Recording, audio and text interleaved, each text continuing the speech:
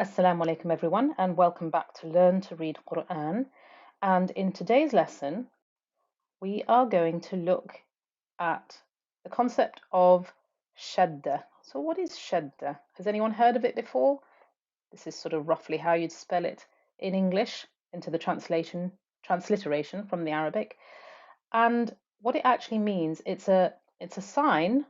You can see this little sort of W sign. Can you see this little W sign on things? Got them all over because this is a shadda. So this little kind of W sign is the shadda. That's the presentation of it. But what it actually means is that you have two of the same letter sitting in one place. Well, how does that work? Well, let's have a look at line one. So line one in this slightly, I don't know, what, bluey grey, what do you call it? Bluey grey color? This is giving you an explanation of how the shadda works. So it's like a little equation. And remember, we are reading right to left as we always are because Arabic is read from right to left. So here we'd start with a hamza with a fatha. Then we have a ba, and we recognize the shadda.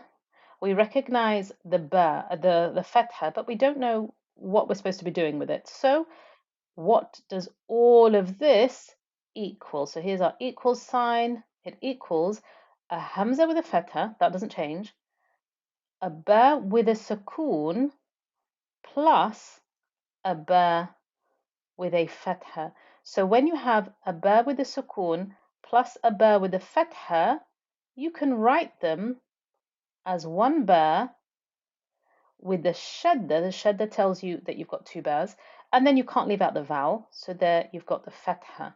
So that's me explaining to you what a letter with a shadda is. And so there's a few things that you need to know. First of all, you can see that when you have a ba with a shadda, it means that the first ba, because there's two bas, the shadda signifies two of the same letter sat there. The first ba has a sukoon. So if it has a sukoon, this now means I can join up to it. So I can use the hamza with the fatha. I can join to that. Ab. Now you can't really hear that because ba really with the sukoon is a letter of qalqala, but I'm not stopping here. I'm going to say the next bit. So I'm going to start here. Ab, ba.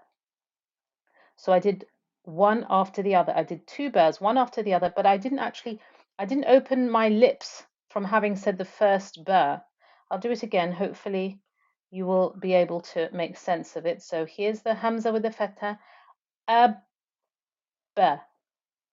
Yeah, so we join like that. And that's the same as this. Ab, ba. You can hear the time I'm spending holding that ba together between my lips, because if I don't, and if I do it really quick, if I said aba, then it doesn't sound like you've got two bas. You haven't given it enough time for the two of those bas to be given the time for their pronunciation. Let's have a look here. We've got a similar sort of equation on this side. We've got a ra with a fatha and a ba with a shadda and a fatha. So this means I have a ra with a ba with sukoon plus a ba with a fatha. So that would be rab ba. So that's the same here. Rab ba. So you hold down the sound of your letter with a shadda for a little while to show that you've got two of the same letter. And as with most things, the explanation can sometimes lose you, but the actual practice of the words can make things a bit clearer. So let's go ahead and read down this page of words with a letter with a shadda. So on line 2, we have a ra with a fatha, which we know is going to be heavy because a ra with fatha or damma would have been heavy. And it's joining to, why do I say joining? Here's the shadda. That means I'm going to join up to this ba with the kasra, rabbi.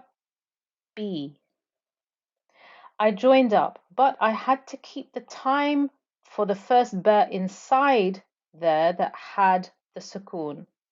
If I said rabbi, You could hear I'm not spending enough time on the ba. Rabbi.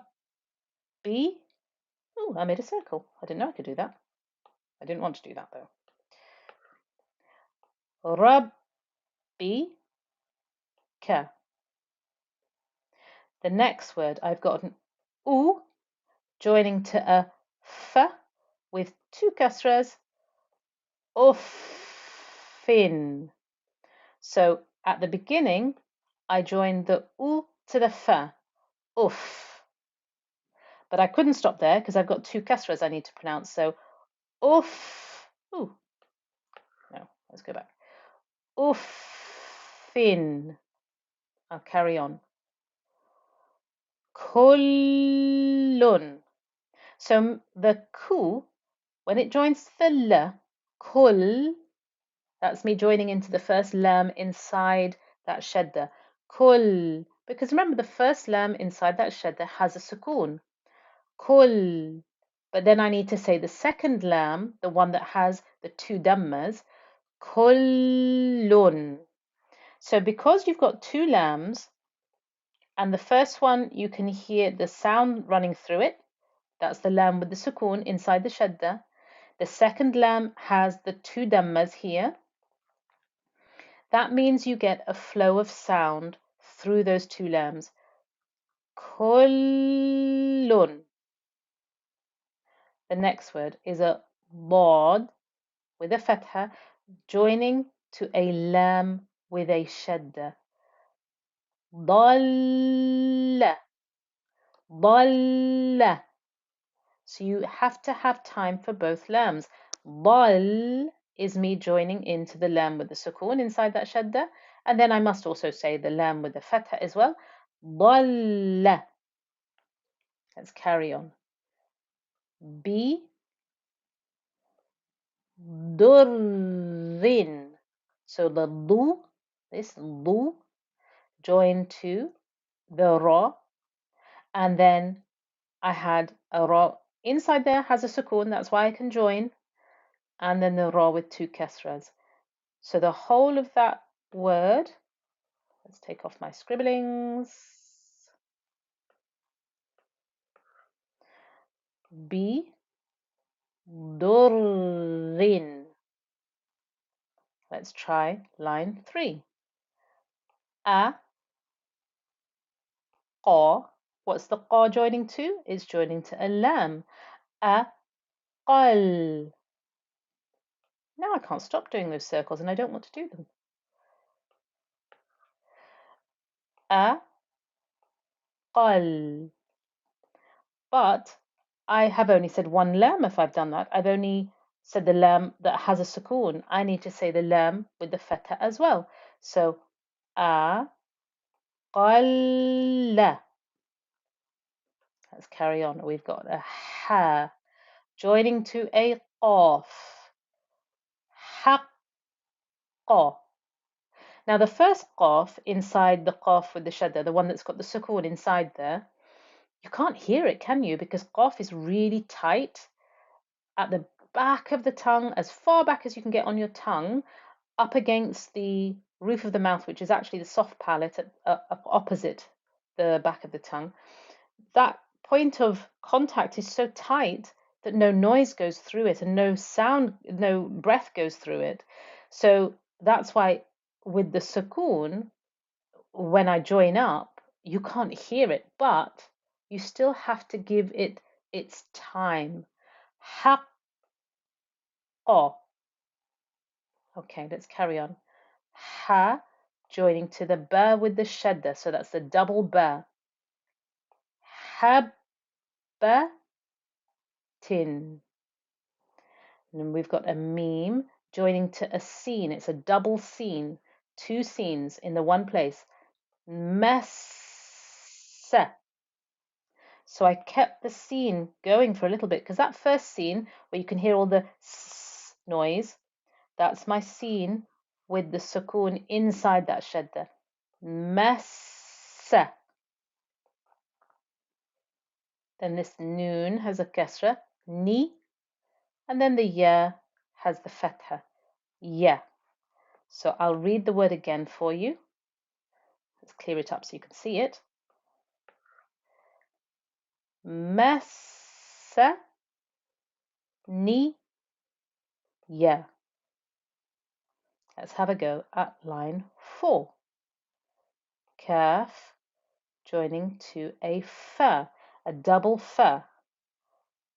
Kafa. Oh, but look what comes next, everybody. It's a ya with a sukoon, so that means I have to carry on and join to that as well. So here we go. Kafayhi. I'll do that again. I'll show you how I'm going from one letter to the next. And this might feel a bit difficult, thinking, oh my goodness, I have to keep looking at what letter comes next. Well, I'll let you into a secret. That's what you do naturally when you read any language that comes naturally to you. So, for example, if your natural reading language is English, then you will be doing that. You will be looking at what letter comes next. In fact, you will be able to read one word while you're looking at the next word that comes along, because that's how reading works. If all we ever did was look at one letter at a time, we would still all of us be reading k, a, t, and that's how we would be reading, and that would be impossible to read anything fluently. So to read fluently, you get into a habit subconsciously of looking at what letter comes next and understanding that in your brain and then pronouncing it. It's an amazing thing, isn't it? So here we go. Kafayhi.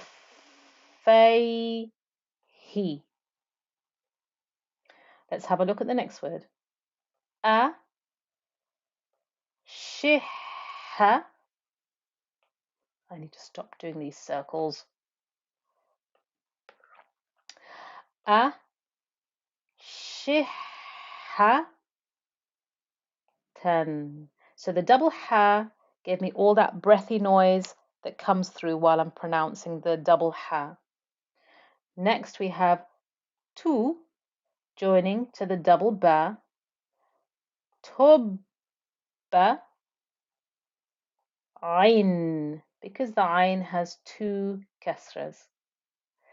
Then on the last word here on line 4 we have la,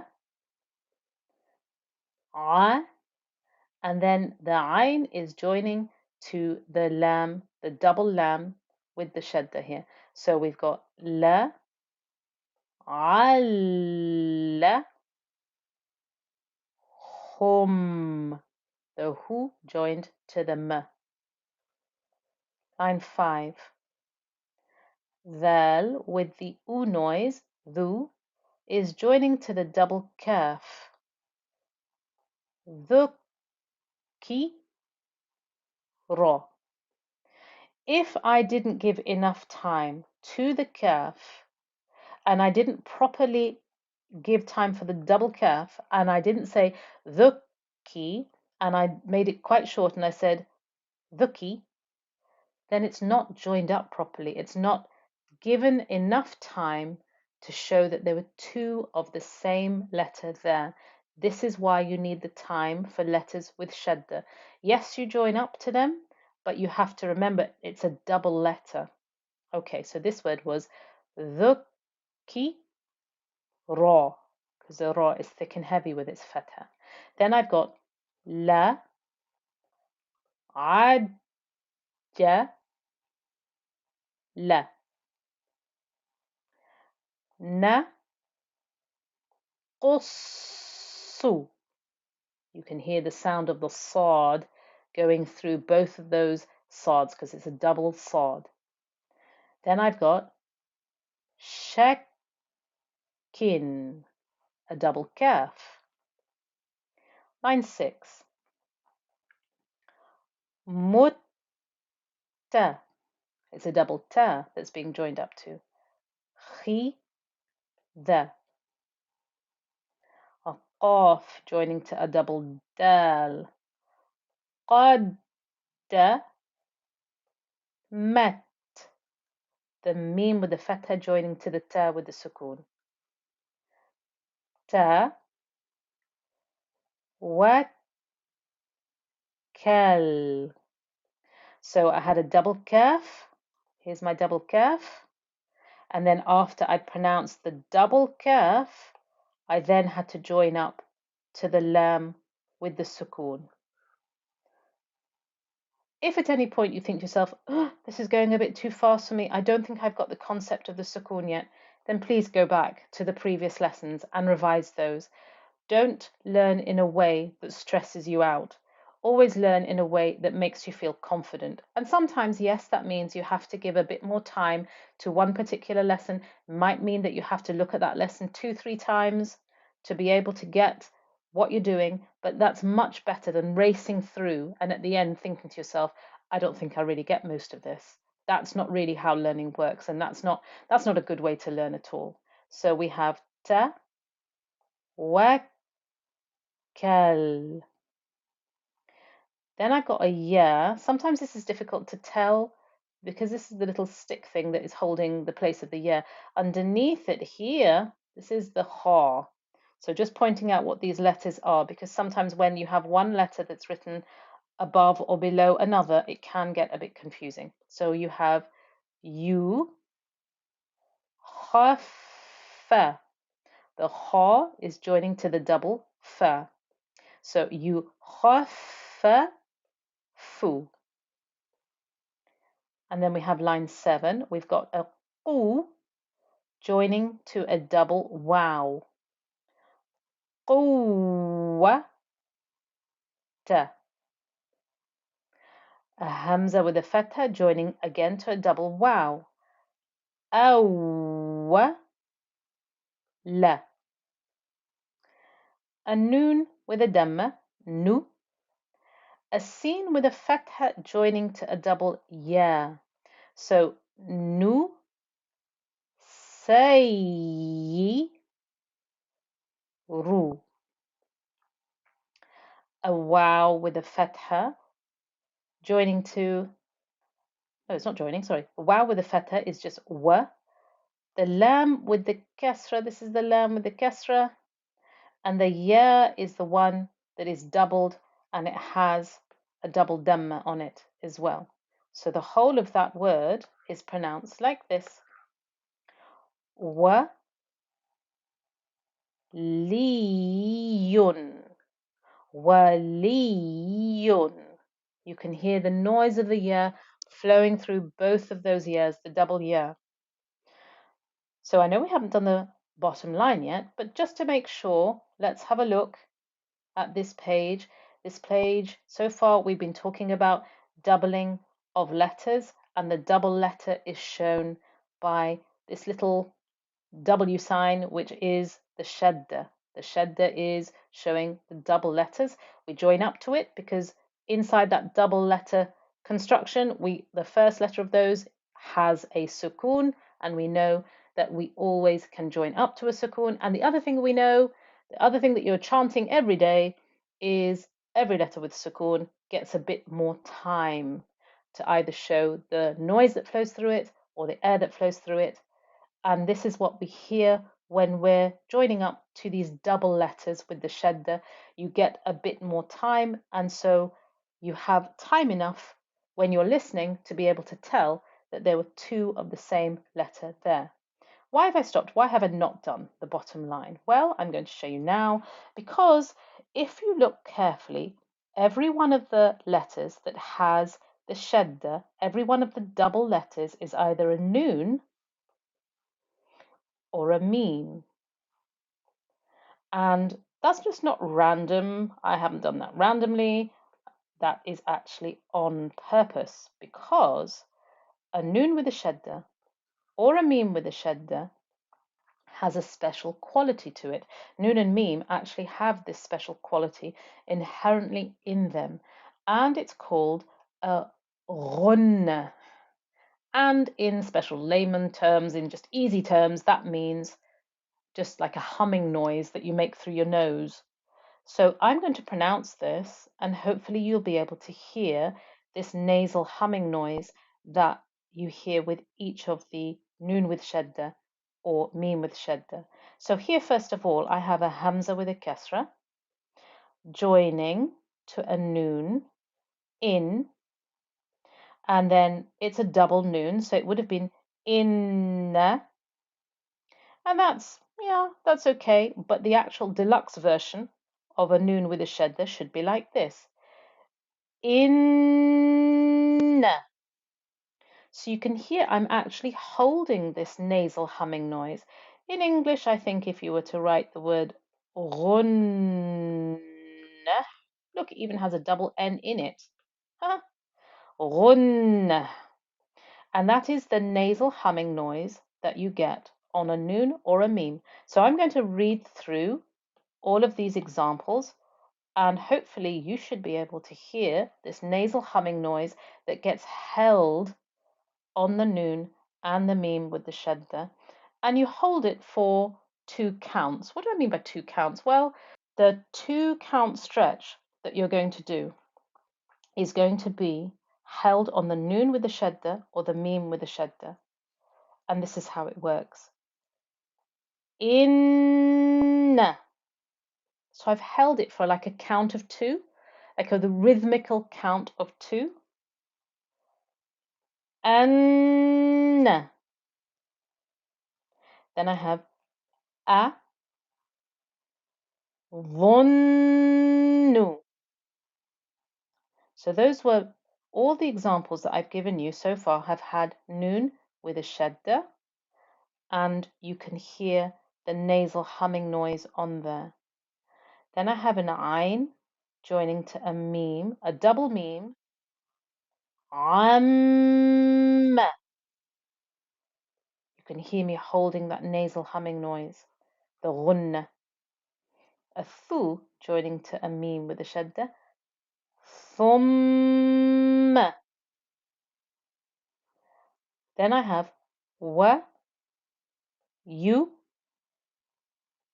timmu. So with a noon and a meme, you get this special humming noise called a ghunna. It comes out through your nose, as if you're sort of talking through your nose, and you hold it for a rhythmical count of 2. So that's something special that we've touched upon when we've talked about the shadda. This lesson, please do repeat it over, because I know sometimes new concepts can take a while to settle themselves in your mind. And once that's settled, then move on, inshallah. And I look forward to seeing you next time. Keep practicing, and assalamu alaikum.